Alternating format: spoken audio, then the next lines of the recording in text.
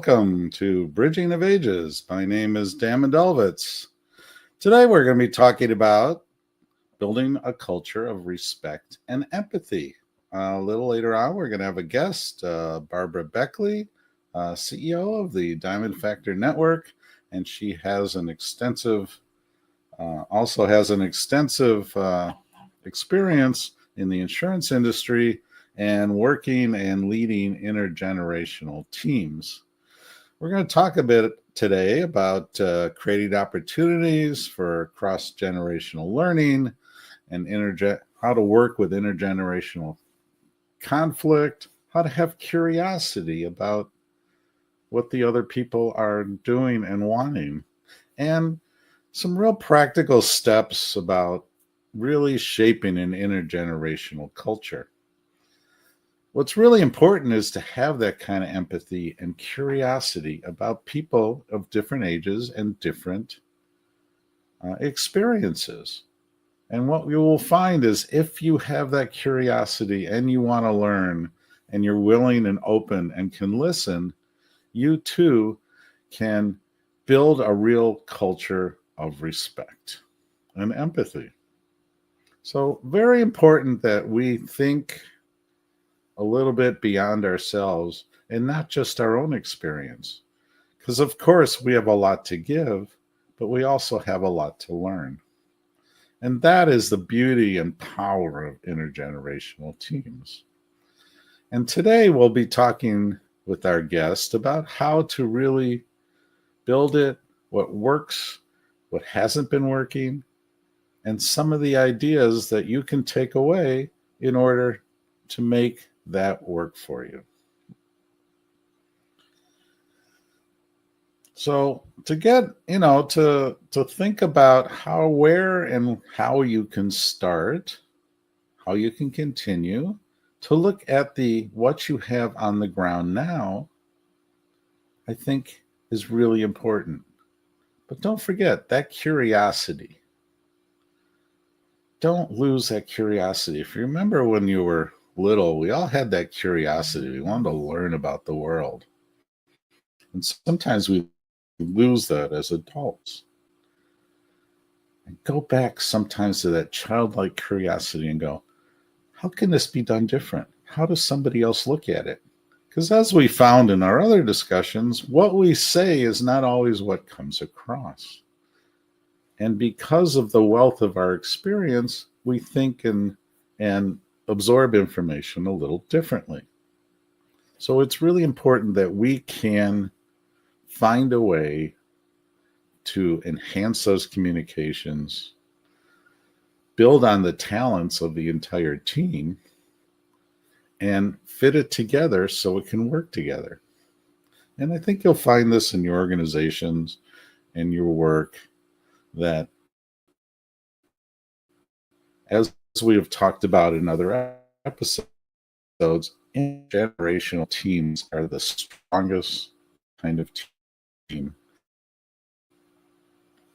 The most fulfilling way to build your teams.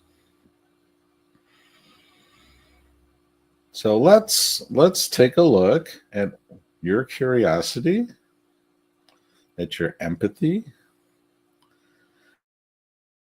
And after a word from our sponsor, we'll have an opportunity to talk with Barbara and delve more into this topic.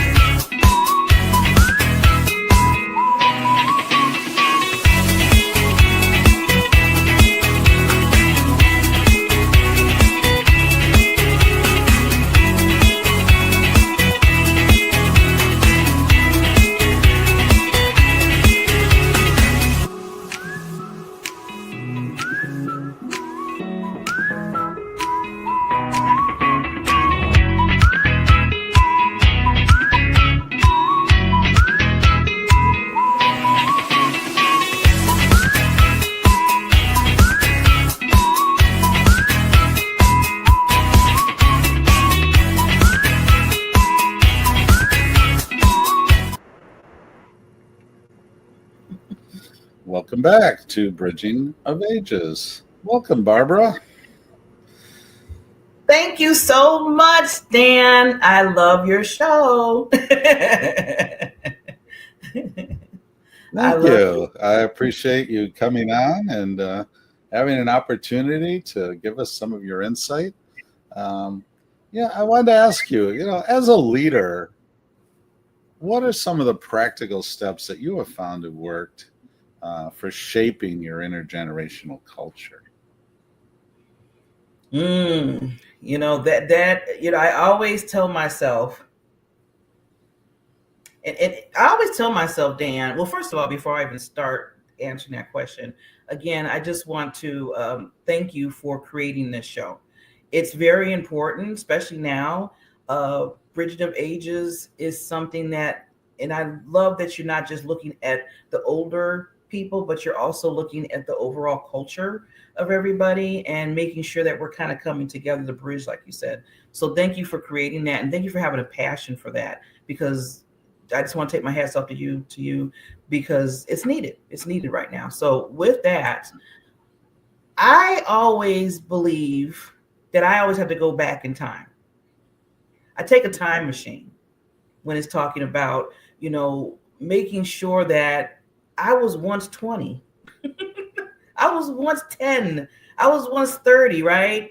Maybe a little bit different because it was like in the 80s, 70s. Okay. But still, I was a younger age before, and I have to understand that I have to have empathy, because back then people had empathy for me.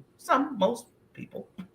But I always take myself back, and then I take it into that now when I'm leading and guiding and looking at the group of people the teams that I really work with all different ages. Because I noticed this the other day. I was just noticing, because like you said, during the day, I've been in the insurance world for over 40 years now. And I noticed that it's changed, where my managers used to be always older than me. Well, now my manager, and it just switched before my manager switched, because we had another switch just recently. She was younger than me. So I'm 50. I don't mind telling age, because this is the show for that. I'm 50, going to be 58 years old next year. Well, my manager was 39. And I noticed that she started calling me elder, and she started coming to me with questions sometimes. And first I got a little bit of hesitant on, okay, do you have to do the elder thing? Do we really got to do Elder Barbara right now? I don't. I was like, really? And then somebody, I told my cousins, and because it was really I was dealing with that a little bit, Dan. And then my cousin said, Barb, that's an honor. If she's calling you that, and then she's coming to you too, and she's 39 years old, because most people that are like younger, sometimes they don't want to hear it from us, you being old. They'd be like, okay, whatever, we're going to do whatever. But she's coming to you asking for advice, because she sees something in you that's going to help her and help her build what she's trying to do as a manager. So when that hit my head, and I was, like I said, sometimes people teach you, people remind you. I was like, oh, okay. So from that point, Dan, I respect it now, and I honor that. And now, like I said, went back, and I started thinking about when I was younger, how things, I was thinking. And then now looking at the age group, and hopefully I'm showing that empathy now. I'm understanding. I'm trying to understand them more. I'm trying to put myself in their shoes. Yeah. That's great. It's interesting that, you talked about, people kind of rail sometimes at being called an elder, but elderhood is really recognized by other people before we recognize it in ourselves. Mm-hmm. And elders have always been, over time, the ones who carry the knowledge. And it's wonderful that, your manager has this curiosity and wants to come to you and ask how to, do things, because we all know we can't substitute for experience. But what I love about what you said is that you also think about the beginner's mind, the person who's just starting out, and how it was You didn't even know the questions to ask, much less, how to get answers from other people. And that's a wonderful piece. You've really honed in on that intergenerational communication, thinking, trying to help and have the empathy and the curiosity of how people of different ages and different experiences have an opportunity to learn about each other. So coming what comes with this empathy and things growing and things working well is also some conflict. And I'm sure, and I'm curious how, and that comes back to curiosity, obviously, which I like talking about. um, how do you integrate your curiosity and also deal with the conflict that sometimes comes because the language can be different, the experience can be different, and as you said, some don't even want to learn. And it's vital, especially in a workplace, that a team learns to work together. So I'm curious of some of the things that you've come across, to handle some of those conflicts. You know, just like in a relationship, and I had to go back and ask myself, okay, first of all, communication is the key. I always say that. I always yell that out, especially when I see a conflict brewing or something it's not, I can feel that tension or whatever. And I'm like, communication is the key. And they look at me like, okay, some people be like, oh, here she go. Or some people like, okay, you're right, Barbara. So I got but then I understand. See, this goes back to understanding the people that you're working with. And I took a step from relationships. So you hear like you hear like you need to know the love language of your partner or your friend or your husband or wife, right? People say you need to learn the different love languages. Same as it in a team. You have to understand how each person what their language is, what their love language. Some people like to be seen. Some people, just they don't want to be seen, but they're the background. It's like, okay, I'm okay with the background, but you have to put me in front. Some people like to talk. They like to hear themselves talk. So you have to understand. If I understand how each person acts and reacts, then when the conflict hits, then I know how to basically go towards that conflict and deal with it. So just saying, for instance, I have one team member. She likes to talk and talk and talk and talk and talk and talk and talk. And almost to the point where I was like, okay, is that me? I asked myself that one time. I said, am I like her? And then I was like, okay, why does she like to talk? So I had a one-on-one conversation with her. Come to find out, no one really let her do that when she was growing up. She felt like, okay, now that I'm older now, a little bit older because she's just 30. I always call them babies. They keep saying, no, I'm not. I'm like, yes, you are. In my mind, you're a baby. But she said, I never had that, so now what I do is when certain things, if we're doing certain projects or if we're looking at things or researching whatever, I always have her as a mouthpiece because she likes to talk. And I'm like, okay, use your gift. We're going to use what you like to do in a positive manner instead of people keep saying, she just talks all the time. Because I hear people in the background saying that I'm getting tired of her talking. And, that's where the conflict and stuff goes. But then I use her positive, her what people think negative for good. And that kind of toned down some of that. Yeah. So you gotta learn of people's love language.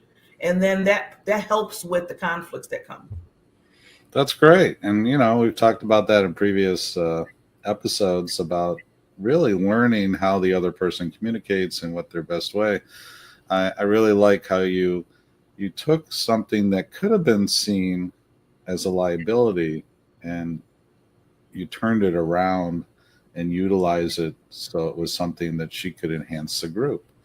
To be a spokesperson, to be able to go out there and talk for the group and help communicate, as opposed to being known as the person who just never stops talking. That's beautiful. That is really nice how you were able to turn that around. It's a great, and that comes, you were curious. You figured out, what her language was, and found out, and sat down one by one and said, okay, what's happening here? Let me understand better. And as a leader, that is really important. You understood how you could utilize this person best to do the best work, and also build them as in their career. So I really like that. And you ended up handling the conflict beautifully, which is great. And I also wanted to ask you, so we don't always, cross-generational learning doesn't always go so smoothly, and partly because of those communications part.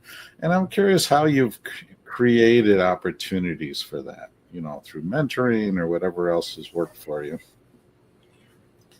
I always say that we're forever learning, no matter what age we are. And I always have to remind myself of that. Even recently, I had to remind myself of that. Because, us getting older, sometimes we look at things and we're like, really? I don't want to deal with that. Or really, we're talking about, and then because we're in our minds, I'm saying for myself, I'm going to talk for myself, being, going towards my 60s in a little while, that my patience sometimes gets short now. It does. I'm just going to let's just be open and honest here. And that's one good thing. That's the communication too. Sometimes my patience is just like that. And I'm going to use an example where, back to the job thing and the team thing, people could be talking about the problem all day long. Like this is the problem. Oh my God, this blew up. Oh my God, and I'm sitting there like, okay, we know what the problem is. We found out what the problem is. You analyzed the problem. You researched the problem. Now let's get something so we can fix the problem. Okay. It's good that we found out what it is. Now let's fix it. And that's my whole mentality now. It's like, I want to hear what you have to say. I want to hear what the issues are. Good, because we want to learn from that. We want to grow from that. Now that we learn and grow and we're growing, now let's fix the problem at that point. And I feel like we need to take more energy by fixing it more so than just talking about it all the time. And that's where I try to help others in every generation, including me, keep myself, is to understand that, here's the growth part. Yeah, let's research it. Yeah, let's understand the different cultures and stuff like that. But then at that point, let's bring our experience, bring our wealth, and then decide on what needs to be done. Now, this is like in the work field. Sure. If it's not the work field, just friends, family, whatever, different generations. I think the biggest thing, and like you said before, that you always talk about, Dan, is active listening. That to me is a vital thing for everyone, is that we have to actively listen. And once you do that, you can kind of really hear what that other person's saying and take it in. Now, just real quickly, because of time, with active listening, I just want to remind people, you listen and you take a little breather. You don't listen and wait till you have to say something. You know how some people be like, okay, I want Barbara to be quiet now so I can say what I have to say. No, I need you to take in what Barbara said first, think on it, and then, say what you have to say, because you might miss out on something because you were so busy thinking about what you wanted to say that you missed out on something what the other person was saying. So I think that's where we have to clear that a little bit more. And then we really understand the person better, because we might miss something because we're so busy thinking about what we want to say or what we want to do. Yeah, that's wonderful. Yeah. And you really hit it, teaching active listening to your team is really a wonderful way to create opportunities for that cross-generational communication, and to help them understand each other and to really listen to what the other person has to say. I love that. And, I have brought that forward myself. And I can tell you from personal experience, it's not always easy, because I have things to say too. And I don't always, do that active listening, but I work hard every day to do that. And one of the things that I enjoy is, you mentioned trying to get the problem solved. one of the things that I like to do with my teams is tell them, I'm okay with you coming to me with a problem. Matter of fact, don't hide it. I want to know if there's a problem. But I also want you to think about a solution before you come to me. It may not be the one we're going to use, but it's important that we start to think about how to solve it. And then we're not just complainers, because that's easy to do. It's easy to go, this is the way we've always done it. This is not working. The folks over there are keeping us from our work. But if we come up, because I think ideally I love having teams that are problem solvers. And I like to encourage it. But I want everybody at every experience level to be part of that. And it sounds like you are working through ways in order to enable your team to do those kind of things. Yeah. And I think that's really important for us to think about when we're talking about respect and empathy. You gave us some examples of how you respect the people, you have empathy for them, but somebody's paying us to get the work done. So we're here to solve the problem. Yeah. And, you are teaching these folks to listen better and to also how to interact and work together better to solve the problems that you have every day in the workplace, or even elsewhere outside of that, an organization you're part of, maybe somewhere where you volunteer, you can give that kind of input. Yeah. We are all stronger with an intergenerational team because we have those varying perspectives.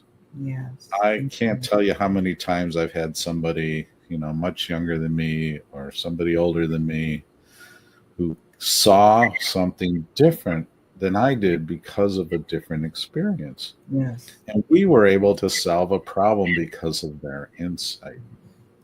And if I didn't have respect and empathy for them, I wouldn't be open to that. You would have missed it. Yeah. And as leaders, it's really important for us to do that kind of leading and helping them succeed and really connect the dots between those folks. Well, I want to thank you, Barbara, for your insights and all the things that you're able to bring to our audience. Thank you. And after this note from our sponsor, we're going to wrap up today, and I'll be able to give you some ideas that you can go home with. Thank you, Dan. It's been a pleasure.